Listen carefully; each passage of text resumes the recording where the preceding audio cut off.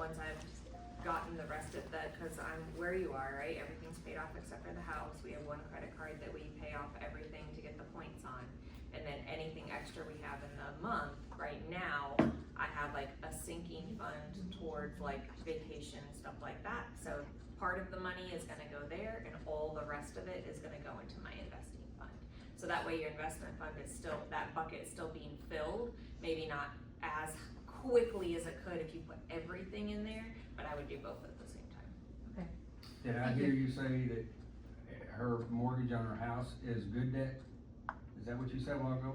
Compared to the car debt and stuff like that, yes. Okay, Yes. but, I always was, taught if it's not income producing, it's still bad debt, whether it's your mortgage or not. Right, right. It's a today dollar versus tomorrow dollar discussion. Yeah. So Is it having, because you're having in debt, equity? see, it's two different ways to look at it, right? Do I take on debt to be able to acquire a primary residence? Absolutely, right? Because that residence is then gonna give you access to capital, line of credit, HELOC, things like that, right? And it's a necessity. Necessity. But I don't know what the interest rate is on that mortgage. I'm gonna assume it's lower than anything else that she would have, and she would acquire, It's But- 6.79. 6.79.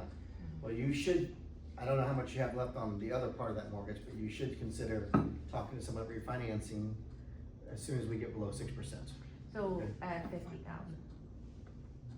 That's why I was told like, Yeah. you should probably just, if you have an extra payment or Yeah. two, just put it towards principal, then pay in Yeah.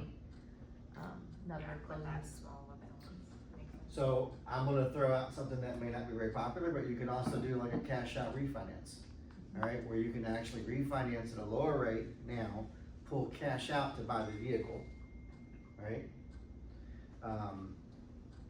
But again, you might be able to get a vehicle at a much better rate, but you're spreading out the cost a lot further if you do a cash out refi, even if you do like a 15-year cash out refi. This is probably a separate conversation. Yeah, This is sorry. deep, but no, this is a great question. We How we all learn.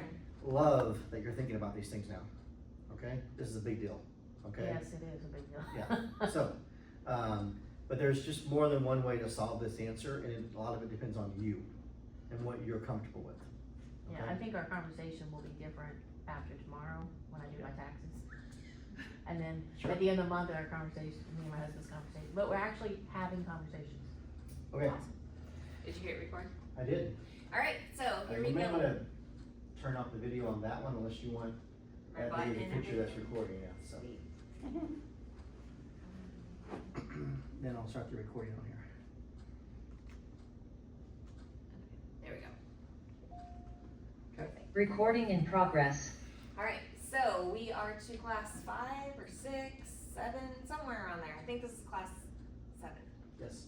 So, foundations of wealth, understanding financial instruments. I didn't even know what that term meant until we taught this class for the first time, but I do know what financial instruments are. I just didn't know that that's what they were called. So, here we go. Come on. It's on present mode. Ooh. There we go. Our disclaimer, very important. This presentation provides educational information only. You should not take our advice as a tax professional, an investment professional. We are just giving you our wins, losses, experience ideas. Perspective. So don't hold it against us. There we go. All right. Why? Understanding the tools changes everything. Okay? So this is what I have found is that a lot of people avoid financial conversations. They put off things that they don't understand. So one major reason why we want to do the class is so that everybody understands it on a level that works for them so that they can start to have those conversations with their spouses, with their financial planner, with whoever they need to have those conversations with. Okay, so a lot of people just have 401ks sitting there or something like that that they have no idea what to do with because they don't want to feel stupid when they go talk to a financial planner. Okay, so we're going to try to help you understand them in a way that makes sense to you. Okay, so don't avoid investing or the financial world. It is not a secret code. It's pretty easy to understand. We just need it explained to us in a way that makes sense. Okay, so they are just tools. They're not secrets. And if you understand them, then you won't be intimidated. You won't be confused. And you can have the right kind of conversations around these, okay? This one of the 5 buckets, okay? So, one of the buckets being financial instruments. So from last week, here are the tools in the financial instrument bucket. Alright, so, and I just wanna say before we talk about this one, can you have a life by design if you avoid answering the hard questions? Temporarily. Alright. For a second, and then the money's Can you gone. build wealth without first obtaining the knowledge? No. Yeah, knowledge maybe empowers us past the fear, right? And I still believe that the reason why Gary Keller dedicated the first third of the Millionaire Real Estate Investor book to getting past the fear is because that is the number one obstacle. It's a lack of information, a lack of knowledge, a lack of the right people in his world in order to help people get past that fear, okay? So we can't let fear of the unknown be what keeps us from becoming wealthy or living our life by design, period, all right? So, common financial instruments. So today we're gonna go through these in a little more detail, but again, this is really an overview still to get you the baseline knowledge that you need to figure out where you wanna go next, okay? So stocks, bonds, mutual funds, index funds, IRAs, 401ks, 403bs, 529 plans, HSA plans. These are all different ways to invest in this particular bucket that we're talking about with the financial instruments. So we're gonna go through them in detail, all right, and talk and give you as much detail as we have in the time that we have to give it. So next, let's talk about stocks first, okay? So what's true about stocks, all right? So how many of you own stocks right now? Okay, you own stocks? I mean, I have 401k. I don't really own stock. Yeah, well, yes and no, Okay. okay? Yeah. So you don't own stock directly, you own it through a fund, Mm-hmm. okay, which we'll get to, all right? So what is owning a piece of the future here in stock? So when you buy a stock, you're basically purchasing shares in a company, a specific company, to become a partner in that company, a silent partner, all right? Typically, depending on how much you own, you could have voting rights, things like that. But you may also, if you buy stock in Google, all right, they don't care what you think, what you say, what you do. You're just hopefully investing in a company that's gonna make good decisions, and those good decisions are gonna lead to more appreciation of the stock value, and one day you'll decide to cash it out, okay? So, the growth potential there, your investment grows as the company grows, innovates, increases profits. Maybe they have a split to the stock and your one share became 2 shares and you grow value that way. Potential risk, investments value can drop if the company struggles or faces challenges. Performance driven, this direct connection to company performance makes stocks both exciting and risky. Let's be clear, stocks are generally a lot more risky than any of these other vehicles we're gonna talk about today. All right, investment in a real business. You're investing in a real business with products, services, and people creating value. So let's talk about some good stocks you could buy today. All right, give me some companies. We'll call them blue chip companies. You've heard the term blue chips, right? Maybe No, what's blue chip? like a GE, a Ford, a company that's been around for a long time that has a certain value. Okay, and is probably predicted to and still maintain that value. It may grow slower over time, but it's definitely a stable company. Blockbuster.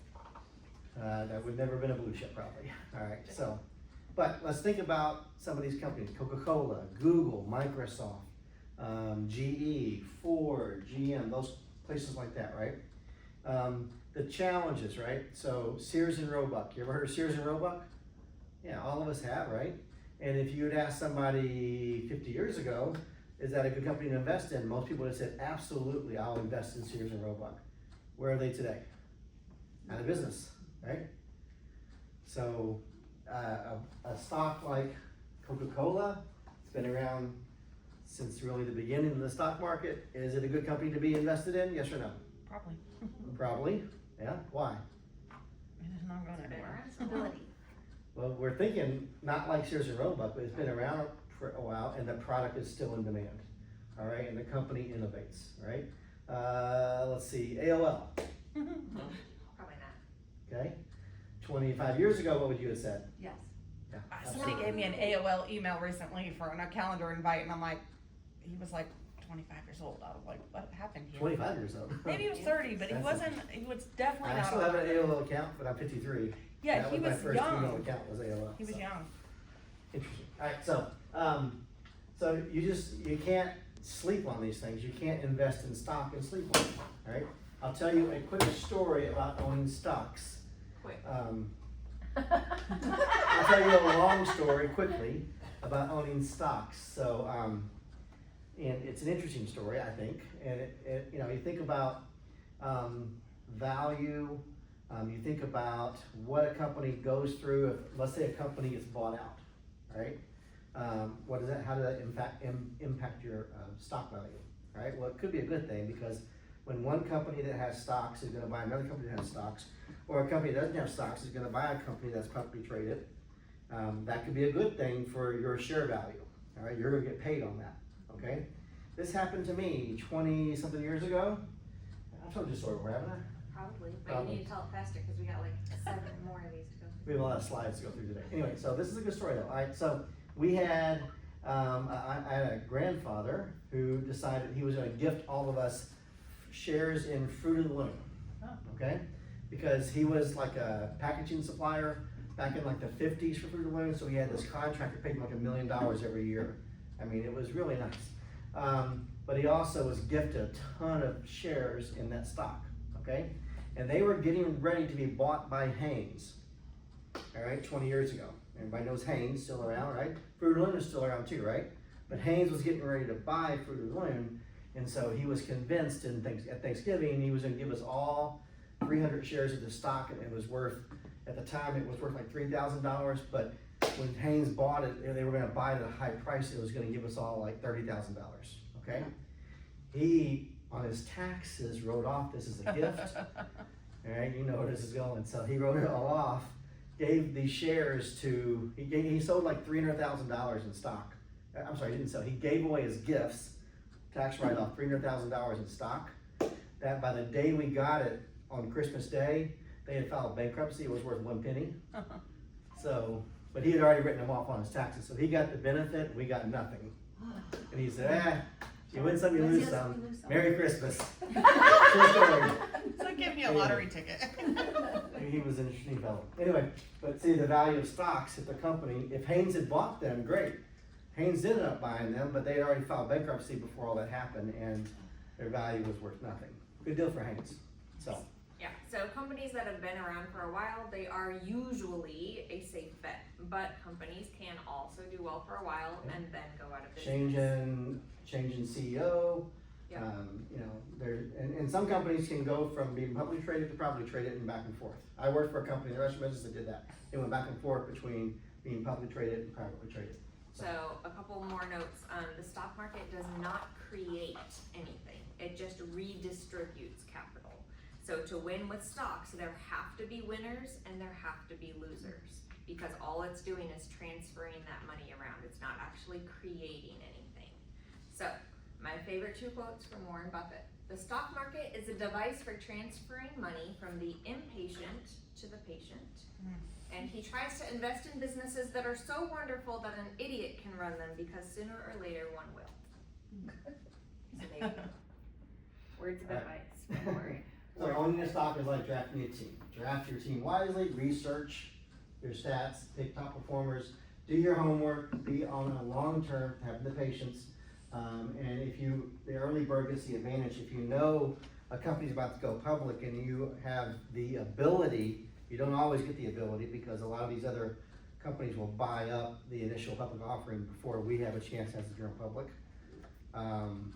But if you have the opportunity to get into a company early, you think about this, Uber, all right? Uber is a publicly traded company. If you had bet on Uber in their first year being on the stock market, you would be very wealthy right now, all right? If you had bet on Microsoft back in the 1980s when they went public, you'd be very wealthy right now if you decided to cash out, okay? Because how much that stock has grown in value. Apple stocks, same thing. So Right. stock is kind of the closest thing to gambling that I can think of, right? Like, it's like your fantasy football team, so, and you are still picking things, hoping that they do well. So, Yeah. out of all of the things, it's the most like gambling. So, but it is, again, reiterates an investment in one business, one company, that they have to perform in order for the stock to succeed, in order for your value to not only maintain itself, but to appreciate, okay? All right, Questions on stocks? we're gonna keep going. The next one, No questions on stocks, good job. we are gonna hit stocks again when we get back to the baskets. Okay, so a bond, what's the difference between a stock and a bond? So a bond is a fancy IOU, okay? So instead of a college loan that you have to pay back with interest, then you are actually the one lending money to a government or a corporation, and they pay you back, okay? So they're basically giving you an IOU, and then they're going to pay it back, so. it's- Over time. Yes, okay, so it is lower risk, lower return compared to stock, so usually considered a much safer strategy, okay? Bonds are used by companies, states, governments, they raise money, they finance projects, activities, and the owners of the bonds are the debt holders, the creditors of the bond, okay? So they are safe, but they are considered pretty low returns overall. Yeah, and safe, there's a risk factor from government issued bonds, US government issued bonds versus state bonds versus like municipal bonds, would be like a local city or municipality that would issue bonds. Well, here you go, Rob, you can have your own slide Oh, on that. man. That is my slide, yeah, thank you. All right, so three types of bonds. So corporate bonds, municipal bonds, US Treasury bonds. So they're not all, again, created equally. The type of organization issuing the bond affects both the risk level and the potential tax benefits that you might have. So corporate bonds issued by companies to fund operations offer higher interest rates, but carry a lot more risk based on the company's performance, similar to a stock.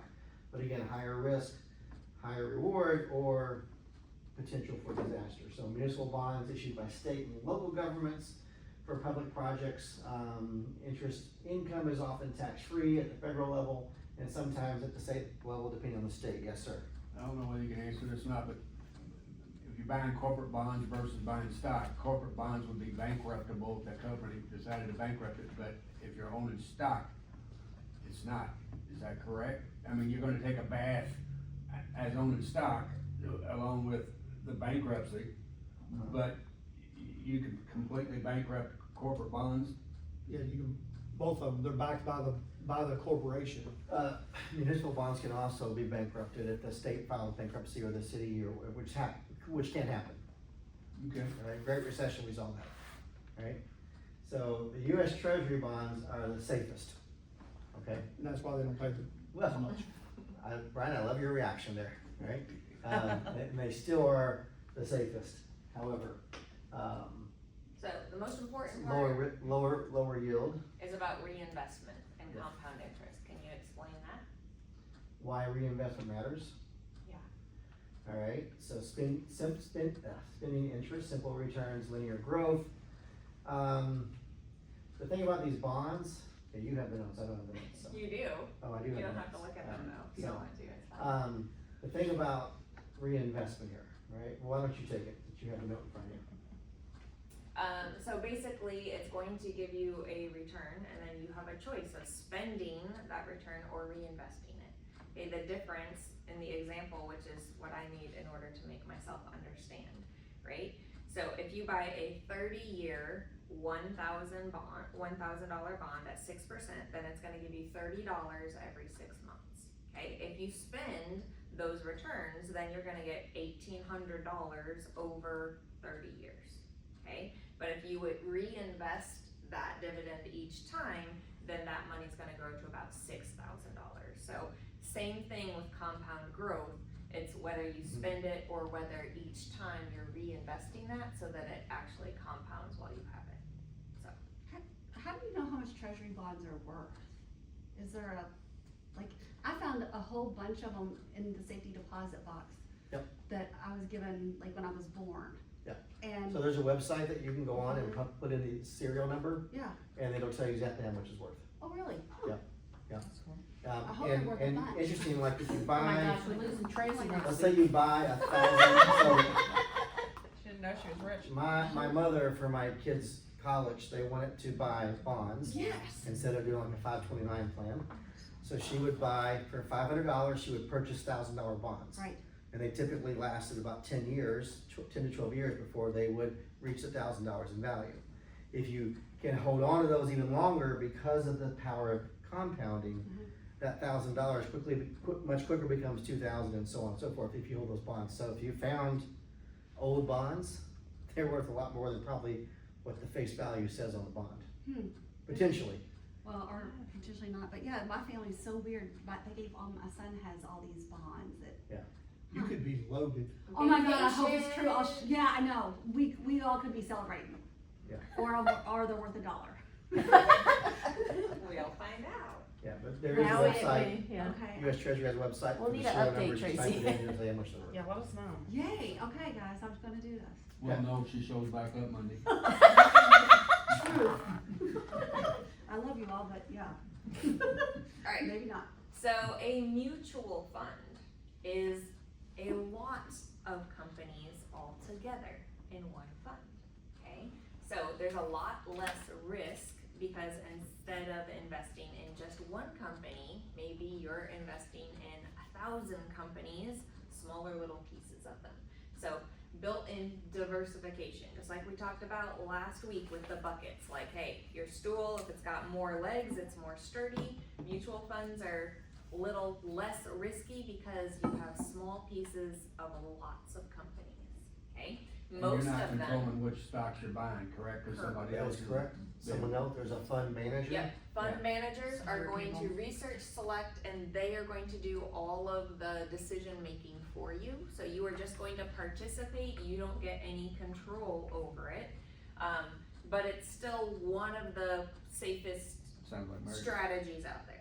So if I were, Gosh. if I were filling up this bucket, I would pick mutual funds. It's a little bit of Well, you. both worlds, okay? So,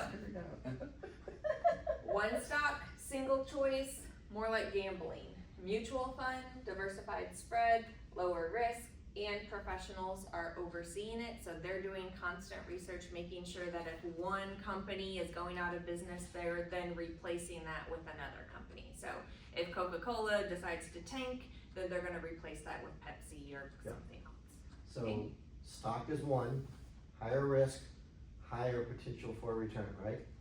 Then mutual fund, and the thing about mutual funds, what you buy today, I buy a mutual fund today, and let's say, like she said, it has 1,000 different companies, and it's represented by, it's, hopefully it's fairly non-collateralized. So what that means is you've got, investments in technology, investments in, other types of blue chips, you have financial industries, you have construction, you have healthcare, you have all these different sectors where that fund is now buying individual stocks in to support that fund itself, okay? But you can look a year later and it had 10% tech and 10% healthcare, and now it's got 5% tech and 15% healthcare because it still feels like right now we're in a tech boom and it's gonna bust, right? So there's a fund manager that's constantly every day trading in and out of this fund to make that fund perform. Does that make sense? Okay, so you're basically, and it comes with higher fees and other things because you're paying someone to manage that fund for you, whether the fund succeeds or not. So, real quick question, so if I said I wanted to buy a mutual fund today, and do I go looking at different funds and try to analyze which fund's doing what? Yep. Or does it really damn matter, you just put your money in? No, it definitely matters, because just like not all real estate agents are created equal, not all fund managers are created equal. So you've gotta go look at the funds, and I look at the 10-year performance, track record of that fund, and see how it's performed over a 10-year period of time, right? So, and use like the S&P 500 index fund as a measuring stick for how it's performing. So, But it's only as good as that manager that may not be there next week. Well, one thing to Yes keep in and no. mind, Brian, is that any mutual fund you buy, they have a criteria that they have to stay inside of. Whether it's 15% healthcare, 30% real estate, 20% industrial, they have guidelines. So regardless, they have to stay within those guidelines as they're doing it throughout. So it has to fit into your overall portfolio. None of us need more real estate exposure. We've got plenty. So we probably wouldn't be the guys that got into the real estate side of things. We might be the guys that go into, whether it be healthcare or something like that. So you gotta make sure you read that too. But right, looking at the 10-year average, you definitely, in mutual funds, you don't wanna get into unless you have about a 5-year goal. You don't, anything short, it's not a short-term investment. It's that, 5 to on investment. Yeah, and when we talk about 401ks and IRAs and all that, Yeah. that's where you start to bring in, several different funds to support your other investments, your retirement investments in particular. So to break it down even further, in my 3rd grade teacher analogy, you can think of it like going through a buffet line, right? So if you're at a buffet, you've got all these different choices, okay? An index fund would be a chef who goes through that buffet, and instead of just giving you samples of, they curate a plate for you of what they think is the best choices from that buffet line. So they make a plate for you, and that's what you get. And that's what the index fund is always going to have, like the best, most popular choices on it. So if somebody always gets the burgers and the macaroni and cheese, then guess what? Your plate is always gonna have burgers and macaroni and cheese on it, because those are the most popular items on that buffet. When you say index fund, is that the same as mutual fund? They are a type of mutual fund, but an index fund is like a specific market list of like the top 500 companies. Mhm. So that's kind of a pretty easy, like no-brainer. If you do the S&P 500, that's an index fund. Everybody can do that one, because that's just, hey, these are the most popular ones. The same thing's going on everybody's plate. So, and then what is the investment to purchase? Is it like a minimum mutual fund? Each one's different. Okay. So what you would do here, what your next step would be if you wanted to invest in mutual funds is talk to a broker or a financial advisor that is also a broker, or you could be like me or Chris and open up an E-Trade account or a M1 account or a Robinhood account, and then you can go select your own funds and do your own research. If you're just starting off though, pay someone, incentivize someone, go to an Edward Jones brokerage and say, hey, I wanna start investing in mutual funds, can you guide me? And that's what their job is, okay? So there's just a different layer of cost there when you do that, but it's worth it, right? You work with professionals if you want a professional outcome. For me, when I was in my 20s and working at a school, like basically they're like, hey, you have a 401k, what mutual fund do you want? And so it had little pie charts that just showed what portion of each of these things it was, and then based on my age, they're like, okay, you need this pie chart. And that was like the extent of the choice that I got was, hey, which pie chart do you want? This one, or this one? And So, because of my age, I was that one. And so in that example, if I looked at the pie charts, and let's say that pie chart was made up mainly of growth funds, all right? And I looked at the 10-year trend of that portfolio, then I'm probably gonna see, Chris, correct me if I'm wrong here, but I'm probably gonna see about an 8% return over a 10-year period. That'd be a good number for a growth fund. And there might be years where it's down 10%, up 10%, up 12%, down 4%, up 15%, depending on, it kind of flows with the economy. But over the 10-year period, it might be, and even longer, because it might be since the life of that investment, it might end up being an 8%. If I was doing an aggressive fund, you can do your buffet analogy in a second if you want. So, if you had more aggressive funds, these are companies these are probably large caps, all right? So large caps being large companies, probably, I don't know what the number is today, but probably $1 billion or $2 billion in assets or more, right? And then you have aggressive funds would be small caps and mid caps. And that just defines the asset value of that company, all right? When I first started teaching this, like small caps were like under $250 million in assets. Now I think it's a much higher number because those things change over time. But you would see this performance of this one maybe somewhere around 9 or 10% over a 10-year period with a lot bigger ups and downs from year to year. All right, you have to, again, are you investing this for the long term? Because it should be, the reason why you would go into mutual funds is for long-term investment, alright? This isn't day trading, this isn't betting on one company, this is basically, hey, I'm gonna set this money aside, maybe even have a direct deposit out of my account into a fund account. So I don't have to think about it, I can sleep at night, not worry about this, just know that over time, as the US economy performs, this fund is probably also performing. That's Yeah, my I think preference, cause I- I don't wanna think Yeah. about what the companies do. I'd run it diversified over several things. I want someone else to manage it. I don't wanna think about it. I think I looked at mine maybe once or twice a year, because it was just set it and forget it. And international funds is just what you think it is. This is like global stocks, global funds, very high risk, emerging markets. You might see years where it's up 50% and next year it's down 30%, but you might be able to get like a 10 to 12% return over time in this. But it's riskier, so if you're trying to cash out in 5 years, you need to be over here or even back towards bonds. You need to be secure and safe, but if you're in your 20s or 30s, then why not? Right. You You're just know, gonna leave it in when there I for a when really I long was working for Burger King and I had a 401k, I pretty much played 50% of my investment, my 401k here and 50% here, and I grew between 12 and 15% over a 10-year period. But I started when I was 28, so I thought I have to catch up, and that was my mindset, was to catch up. Let's just take the risk because I don't need the money until I'm in my 60s, right? That was my thought working in that environment.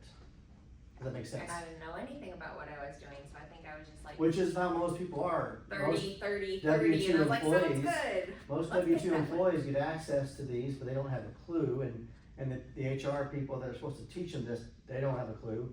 So they just say, yeah, just read this and come back, and what you find is people don't read it. Right. Because it's like reading math tables, they don't understand how to interpret it. That's why we're here, is helping you understand. If you had, we did this last year, we had somebody actually bring us, or I don't know if it was both of us, or we had someone bring us their 401k choices, and we just sit down and show them how to read it. Again, not acting as a financial advisor, but just saying, hey, This read is what this, this this is what this means, and then you can make your decision, or you can choose to ask a professional, so, okay? Again, we are not professionals. We're just telling you what we've learned along the way. All right, an IRA.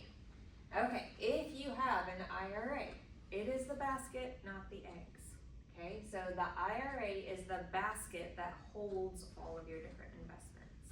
Okay, so some people, I thought that an IRA was my actual investment Yep. for a long time.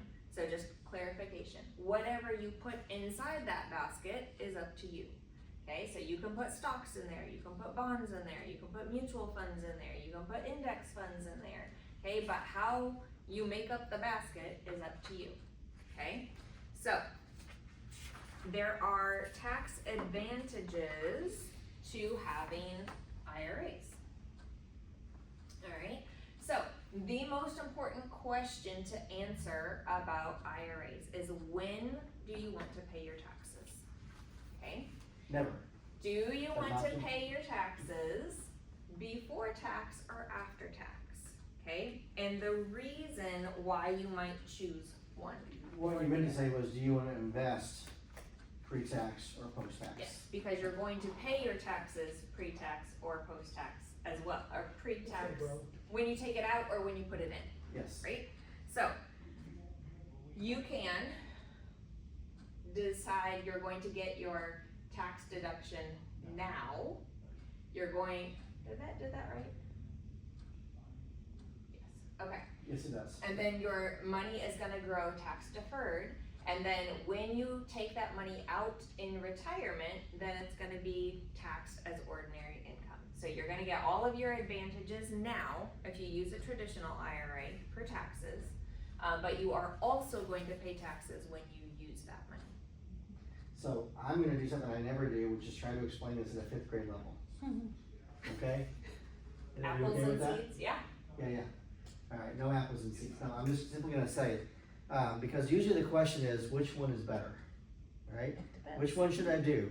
Should I invest my money pre-tax now and pay the taxes when I withdraw it when I'm in my 60s, or 59 and a half, is when you're supposed to, like if you're doing for 401k, or should I go ahead and take my money that's already been taxed out of my paycheck, the money that goes to my savings account per se, or just my checking account, and then should I then invest that money, alright? What would be the right answer?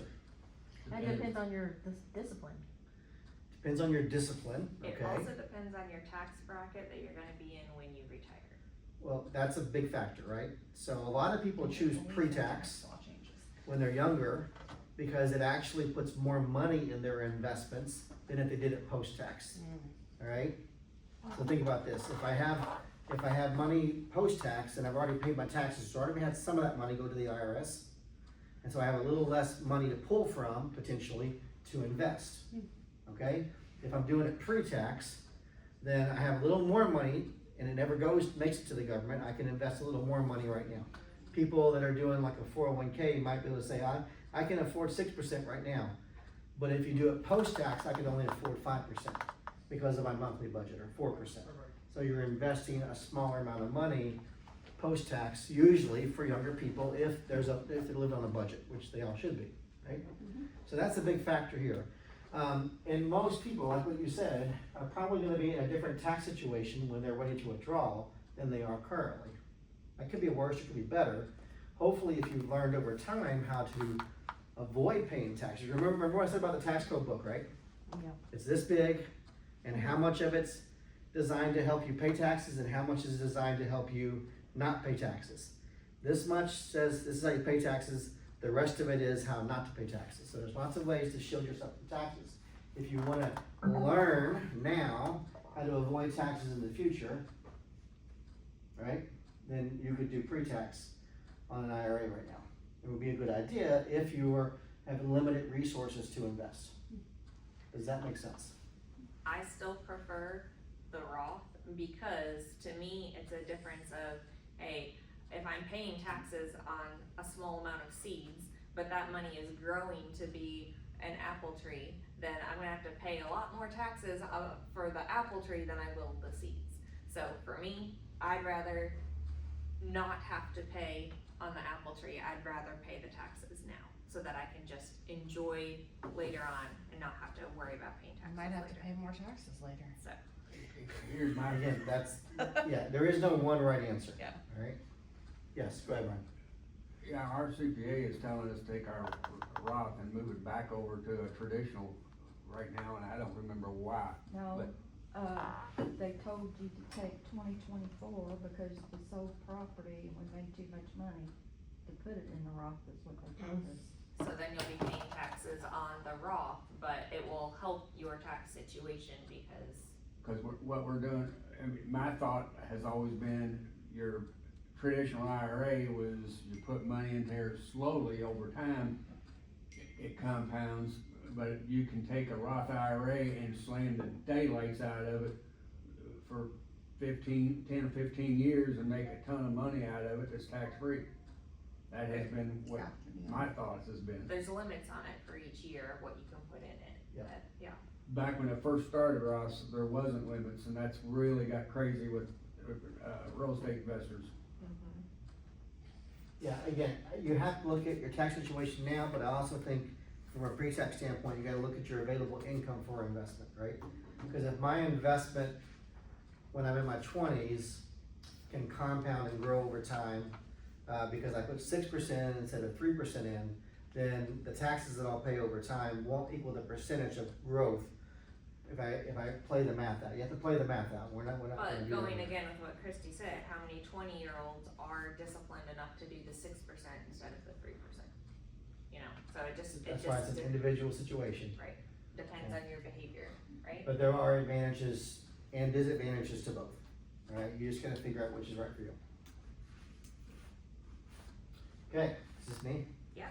Yay! Alright, so traditional IRAs, we've just kinda talked about. Again, IRAs are the basket, so these are the different kinds of baskets that you Yes. can put your Right. investments in. So you got traditional, Roth, SEP IRA, simple IRA, and self-directed IRA, okay?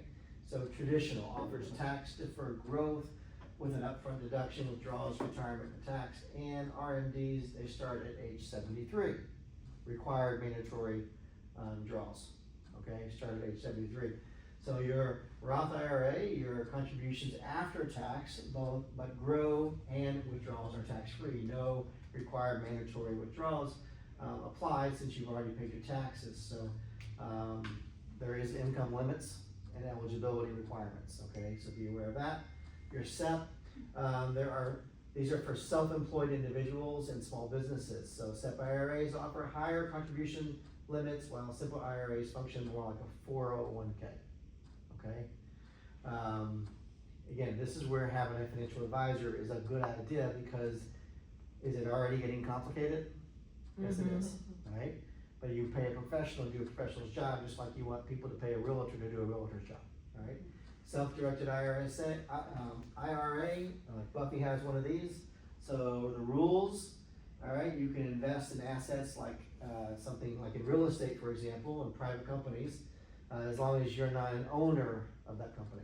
Right, so I took my 401k from when I was a teacher and I moved it over to a self-directed Roth IRA.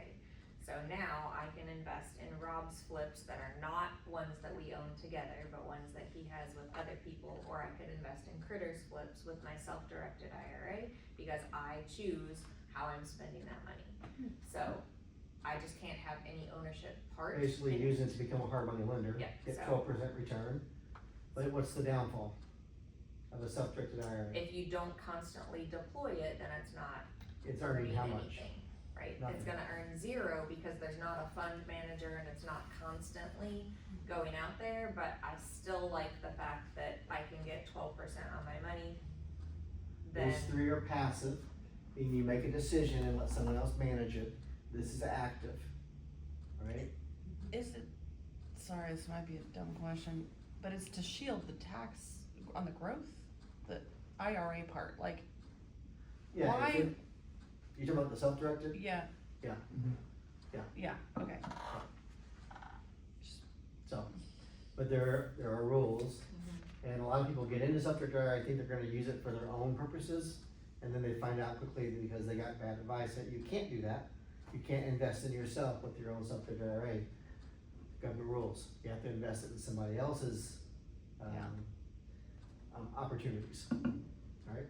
Okay, yeah, you can't have anything to do with the actual transaction or whatever that so you're we talked a investing in. little bit about this, alright? So let's just clarify, so 401k, 403b, these are employer sponsored plans, you have a W-2 job, salaried position maybe, or not, depends on who you are, school teacher, alright, healthcare professional, you work at a restaurant business, they offer something like a 401k.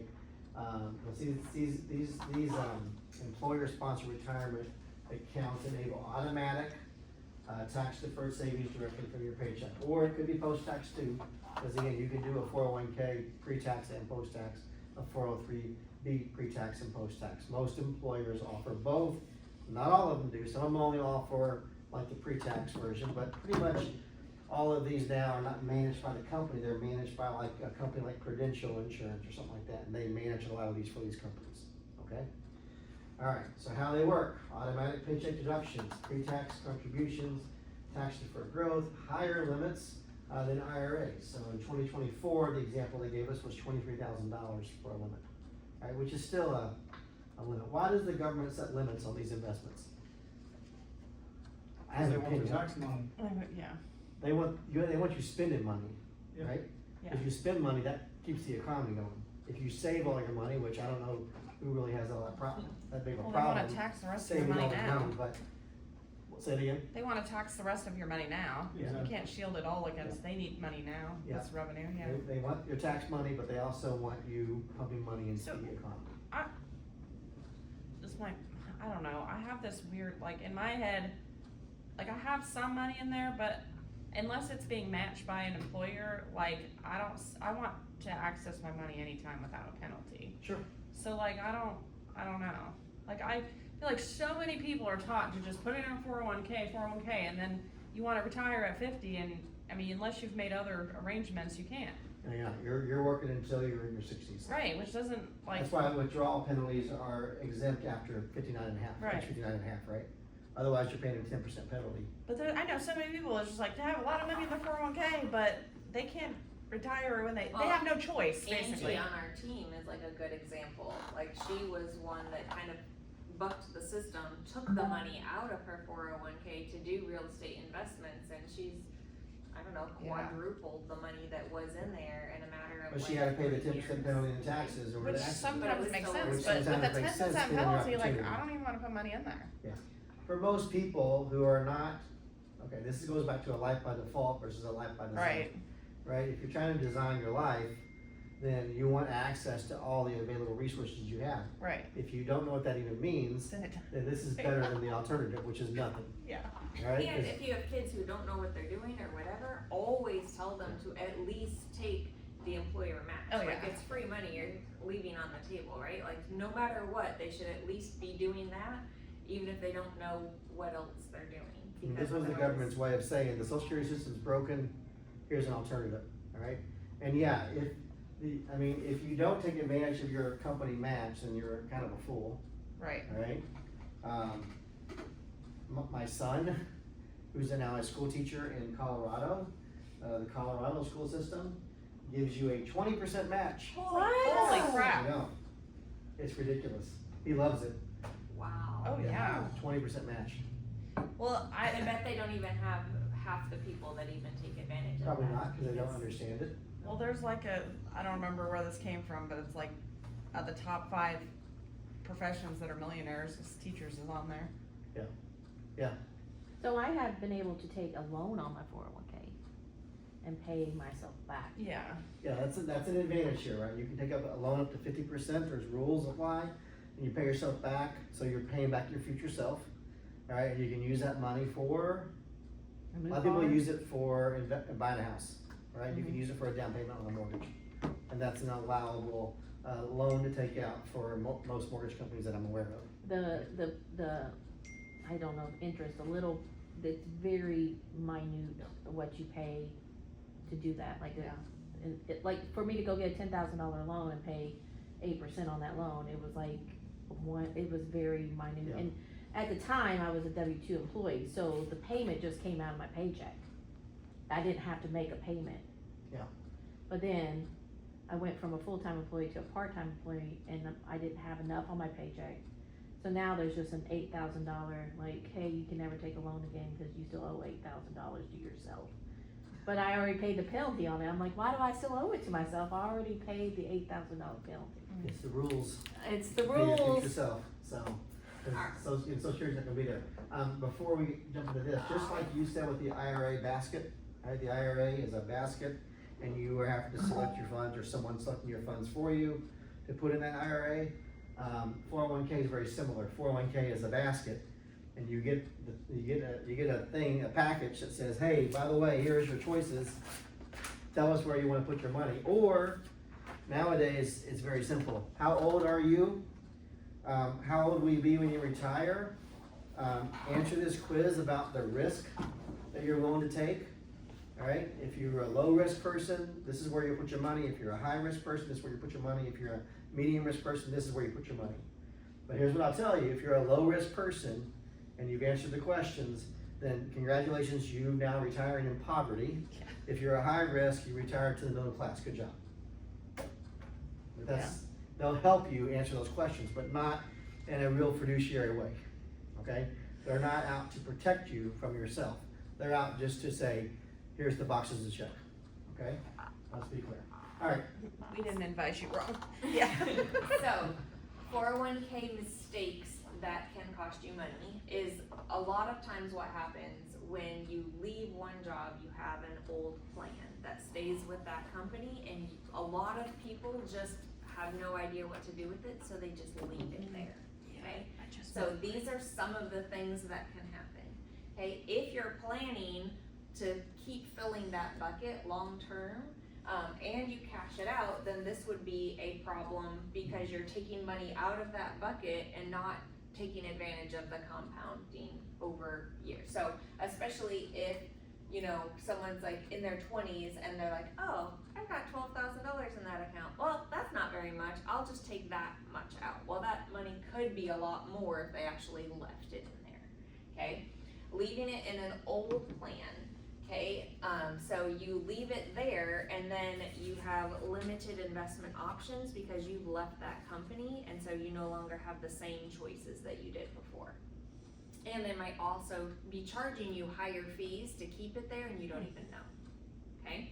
Another thing that could happen is it could roll over automatically into a cash option, which means that the money is sitting there in that account, but it's actually not invested.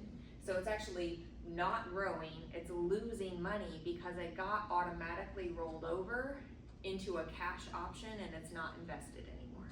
Okay, so you need to check if you've got an old 401k, what actually happened to it.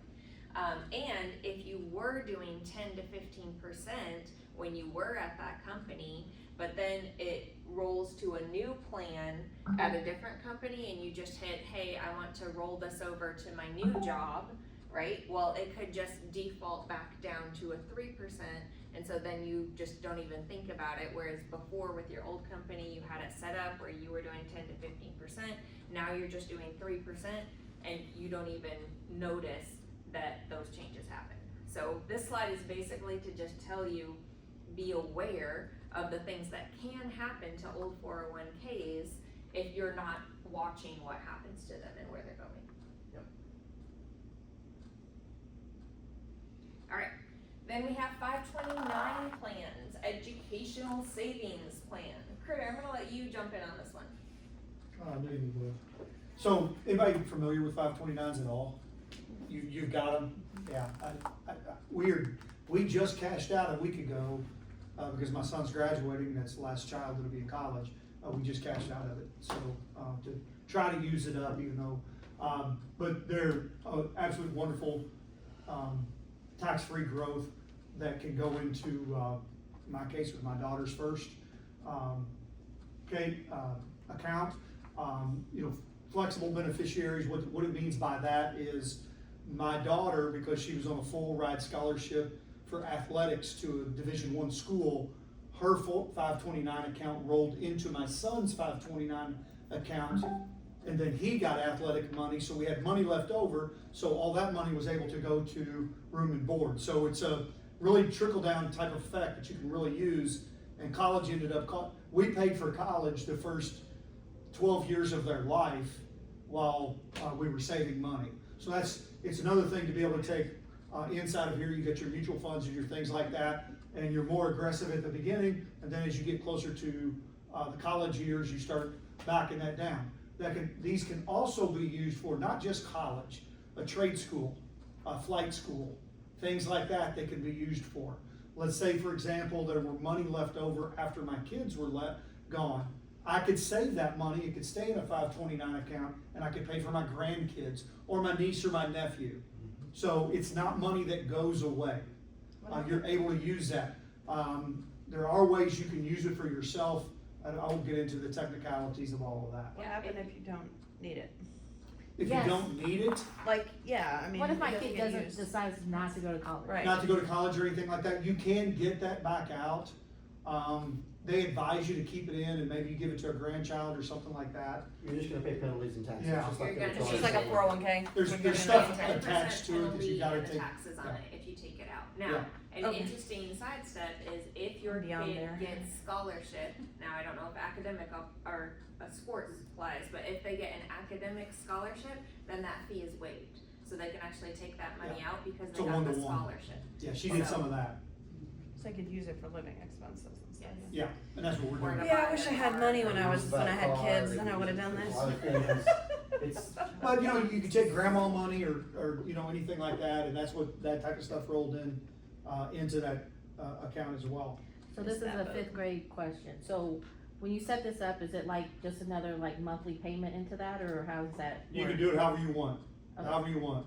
We meet with our wealth manager 2 or 3 times a year, and while we were, while the kids were still in high school and, middle school and all that, we would make payments, we would just make a lump sum that 2 to 3 times a year.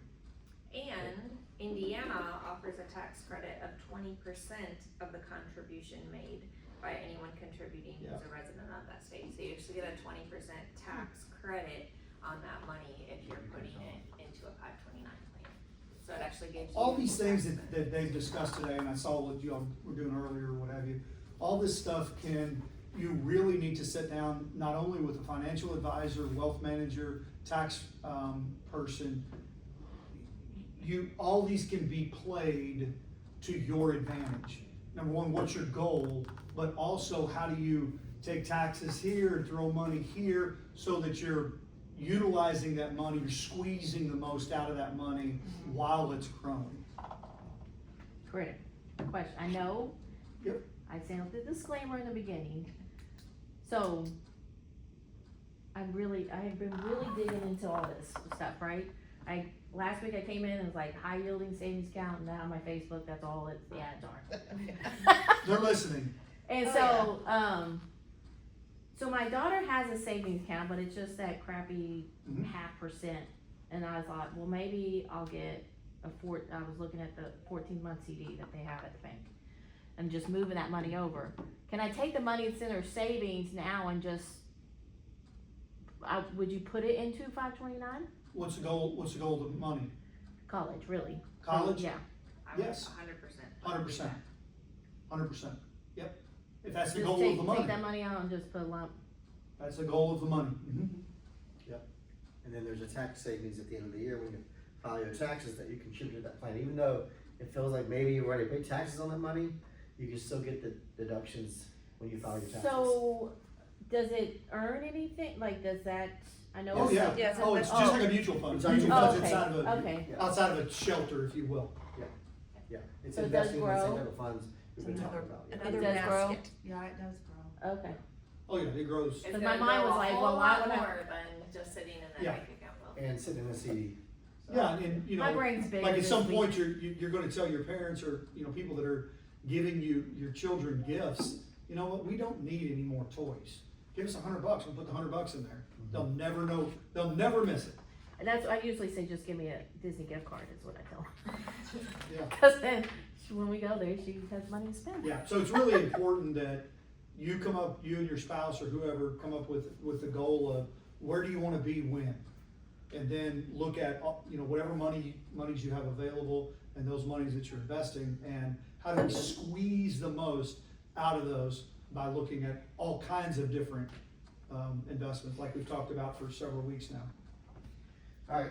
You guys have HSA made plans. it through a lot of heavy stuff. This is the last one, the last main slide. So, All right, so HSA or health savings accounts, anybody have one of these? Yeah? One person?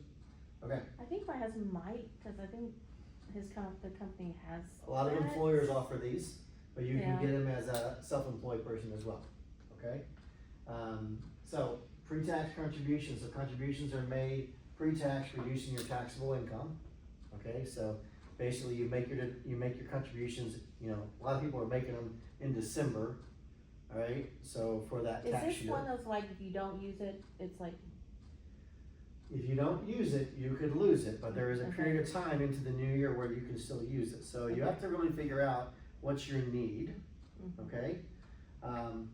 As far as, you know, healthcare and things like that, but there's a lot of qualified, I used to have one when we had daycare, and there was one, with TRICARE at the time through the military, that we could have an HSA plan that would pay for daycare. And so I would just look at what did we have to pay for daycare for the year or each month, and then I would pay it to the account and then pull it out of the account to pay the daycare, and it would basically just save me 25%. Daycare became 25% cheaper because I did it through the HSA. Now, we did find out you got a certain age, once you get to a certain age, you cannot, put any more money into it, is that correct? Yeah. Yeah, we got tagged. you got tagged. Yeah, and So also your if you age is the age? make- Yeah, I got a while before I have to worry about that. I think it was a couple of years ago, but yeah, 65, I think, and you can't put any more money in it. Poor Paisley. At 55, you can make extra contributions than what is allowed, and the allowed, contributions are different from year to year, they adjust up every year. So we have 2025, information, so, let's see, those are expense limits, not contributions. We don't have the contributions on here. Alright, well, look it up. Yeah. I have deductions, but not contributions, so, but there is a limit to how much you can put into these. And you can create them for yourself and for your kids. No, contributions are on the back of this one.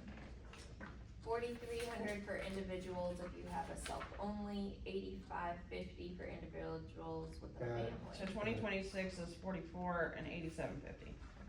Got Gonna it. catch up at 55 plus 1,000. Okay. Alright, does it say in there what age you can no longer contribute? Does not say 'Cause I hadn't that. honestly heard that. I'd heard about at 55 you can put in additional money, but not that there was a cap on that. Something makes me think, the fire department offered an HSA, but I was always too afraid to use it, but Joey had one, but I was, just because of our. Once you enroll in Medicare, But yeah, I was gonna say, you can't at 62, I don't you blame can't that. do you it. cannot contribute to a health savings account once you enroll in Medicare.